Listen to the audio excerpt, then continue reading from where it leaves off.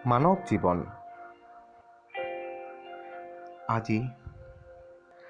আজি পৰিত্যক্ত এই পৃথিৱী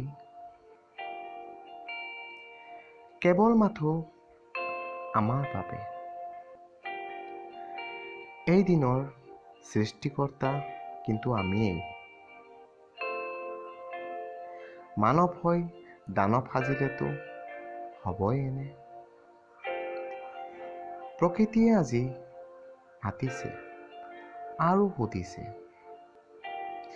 বিনিময়ত পোৱা তাণ্ডৱ পাৰিছানে সহ্য কৰিব?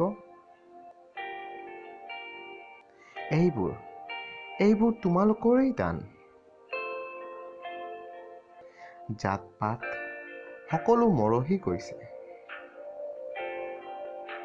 তথাপিও নাই লাজ অকণমান। মনুষ্যৰ বাদে আজি সকলো জীৱই হাঁহি বিৰিঙিছে। কত লোক যে নোহোৱা হ'ল, বহু স্থান মৰিশালীলৈ পৰিণত হ'ল।